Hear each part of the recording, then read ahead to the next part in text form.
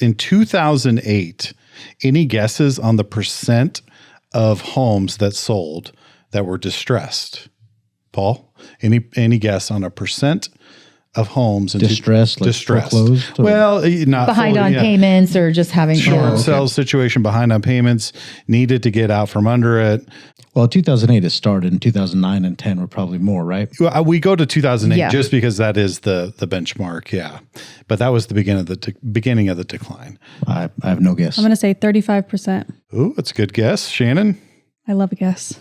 I don't really know, but I was here during that time and it felt like it was everything. I would say 50%. It did feel like it was everything. Paul, give a guess. Everything. Another guess. Come on, Paul. You can't get it. Yours 35? Yeah. 50? 50. Oh, he's going to. 51. Oh, you should have gone the other way with it. 49.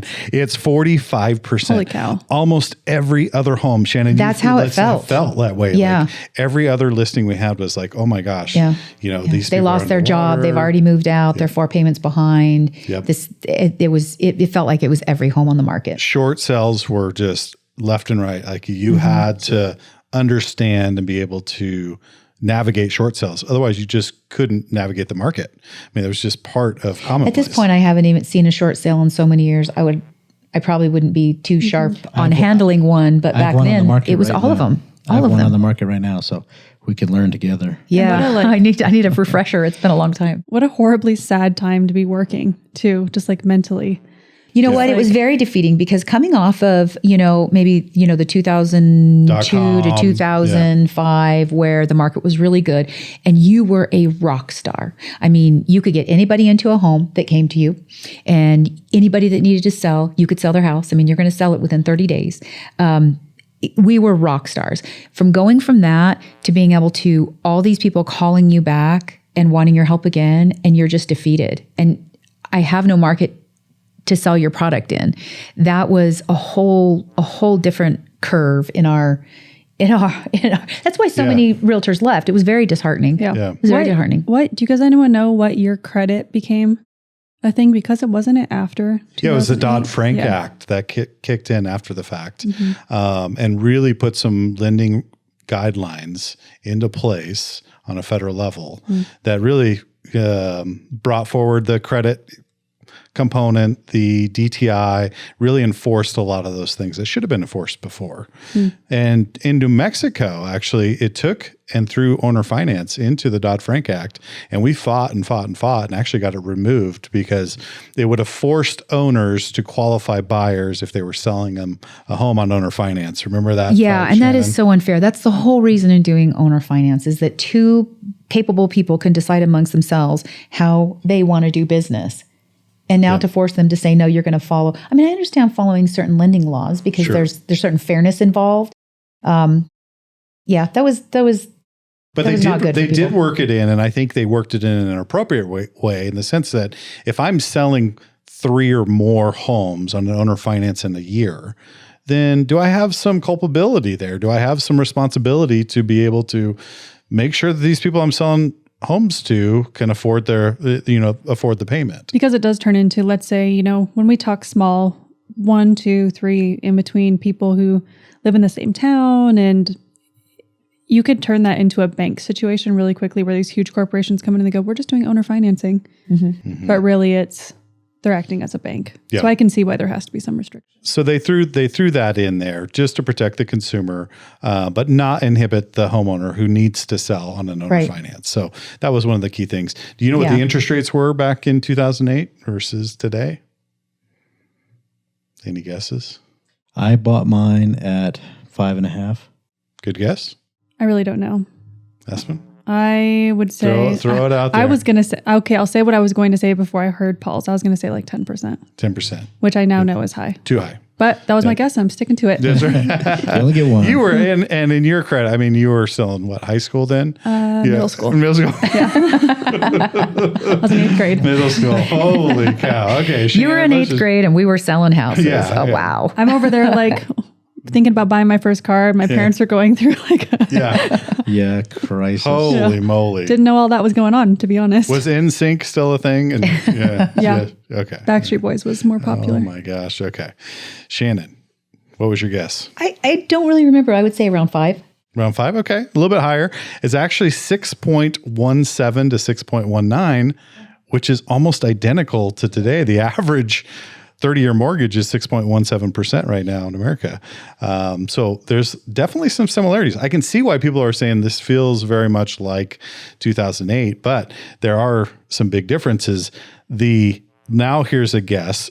What's the percentage of distressed sales now? We just said there was 45% back in 2008. What's the percentage? Are we talking national, probably? National distressed sale properties.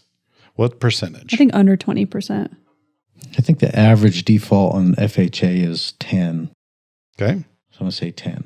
Yeah, I don't know. I mean, I'd have to agree with these guys somewhere in there. I didn't even look that up. I don't know. This was shocking to me, but I Googled this morning and it said approximately 1% of sales are distressed. You know what, though? That kind of makes sense because there were so many like furloughed payments and you couldn't foreclose on houses and you couldn't do anything until recently. So it kind of makes sense that there isn't that many because I feel like maybe in the next year or two we'll start seeing some more. We're starting to see the foreclosure inventory is starting to ramp up. Yeah, the moratorium's been lifted and they're starting to put more on the market. So 1% distressed sales now. So I got that one. Yeah. Yeah, good work. Yeah. Price is right. Getting us there. So that really is a low amount when you start thinking about the distressed sales. But let's talk about days on the market. Average days on the market back in 2008. Remember, Shannon, we'd be like, oh my God, another listing. Like 9 months. Yeah, I got another listing. You didn't even want a listing. You just wanted a buyer. Yeah. You didn't want a listing back then. It was just crazy. What do you think the days on the market back in 2008 were? Average. In America. I mean, I know what we experienced, and it just seemed like forever. 100, 200. I'm going to say 280. 280? You said what? 100 or 200. I don't know. I mean, it was a lot. It was a lot. 150. 150. Paul? I was going to say, I don't think that 100 is enough because that's only, just there's 3 months. 150 is about 4 months. Yeah. So it was I'd say 4 to 6 months. Yeah. 120 days. So 4 months on average. Honestly, that's not that bad. That's what it was whenever I bought my first or sold my first house. They told me it's about 4 to 6 months. Yeah. So although when I get in, it was 9 months. No. I thanked him every day. Yeah. Thank you, Ben. Thank you. I had a good job. Thank you for changing my life, not for the better. So I do think that, there are some similarities, but there are some differences. So the average days on the market now, let me pull up my sheet here. You are 62 days. So 50% less time on the market. Is that national? That's national. So, and it's going up. It's going up because we're starting to see more inventory hit the market, which is a sign that there's less demand and the days on the market is getting longer, nationally speaking. I feel like though, even though statistic wise, it might look a lot like back then, I feel like it's a whole different set of, I think it's completely different. I think we had a lot of job loss back then. I think we had a lot of, financial crisis back then. I think what we're seeing now, and this is just my opinion, but I don't know.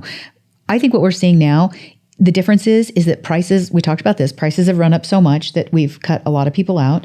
I think that we're even less of a saving society that we used to be. And now there's a little bit more, without because we had a financial crisis, there's a little bit more responsibility on a buyer to buy, and we are even less of a saving society than we were back then. That's contributing to it. I think we have a lot of things colliding right now. We have a lot of uncertainty in our economy, even though we're seeing like this kind of positive momentum, like interest rates are coming down, things seem to be getting a little bit better. I think that our market just has to cool off a little bit before a buyer's willing to get in. They need to have more favorable. Yeah. Not a fun stat. I mean, right now the wages versus like how much it costs to live is worse than the Great Depression. So I think that is why we're not saving as much, because there literally is not. There's not money to save. I agree. Yeah, well, I agree. And I think we gloss over that so much in everything that we do. We talk about home prices and all this kind of stuff. Our wages have not increased in the way everything else has. Yeah, if everything else hadn't increased. And prices skyrocketed prices just skyrocketed under COVID. And here's another thing that's going to happen in January 1st. insurance, health insurance is going to increase 90%. 90%. My wife's going to be taking a pay cut because of health insurance. Wow. That's incredible. So, and that's happening across the country. And as we're recording this, is a government shutdown. So there's another sector of the economy that's not making any money right now. Right before the holidays. Right before, all of these factors are saying we're not headed in a good direction. And for housing is a luxury. Well, it really, but there's also there's a shortage of rentals too. But that's also because people aren't building affordable houses. Why would you build an affordable house when there's no tax credits to it, there's no benefit to it, when you could build basically the same price house, put a little bit nicer things inside of it, and sell it for triple? Yep. There's no incentive you can't really blame builders. You can't really blame the people for not doing it. To say build affordable housing at your expense is basically what you would have to be doing. Nobody wants to do that. You have to incentivize that. Yeah, we priced out new construction 2 years ago, maybe now. Yeah. Oh, I bet it's not even close. No, anymore. we're probably $25 more a square foot now because of the tariffs and all of that kind of stuff. Just supplies is so much higher. So you've just built the story. We've just built the story of all these things.